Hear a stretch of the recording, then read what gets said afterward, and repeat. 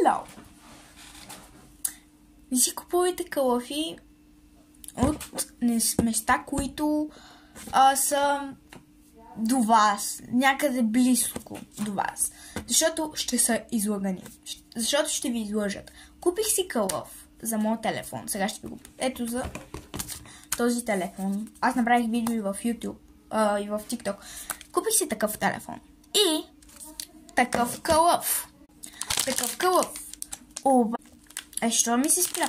Обаче аз казах на човека, който продава калъфи, да не се вижда тая камера, защото тя не ми е нужна. И човека ми дадох 6 лева. Първо, дори не е затворена хубаво, аз това нещо не го видях. Второ, тя е наръфана като някакво такова. Само да не кажете нещо, защото си имам и такова. И второ, виждате ли? Това е накъсано, хора. И това е надраскано. И аз преди малко отивам пред човека и той ми казва, извинявам се, но това не е от нашия магазин, това не е покупка от този магазин, това е покупка от някакъв и друг магазин, но не обвинявайте за нищо.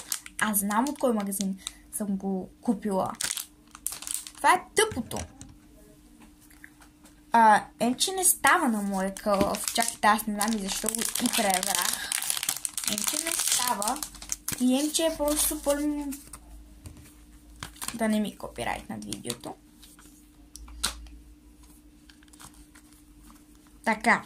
Човек каза, че ще стане, ще си имаш най-хубавия калъф и ще се закрие тази камера. Ще стане нещо като iPhone 12 Pro Max. Или там е да си какво.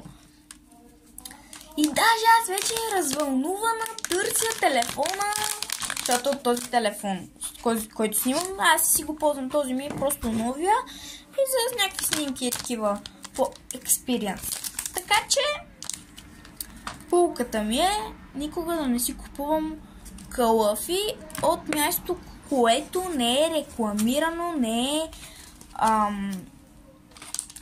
по-више, така да се каже. Да, и това беше надраскано.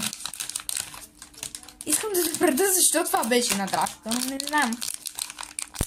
Но да, до 6 лева не ми е до парите, а просто ми е до качеството.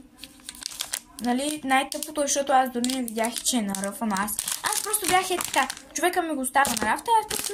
имам калъф! То не се вижда, че примерно ето тук много добре се вижда.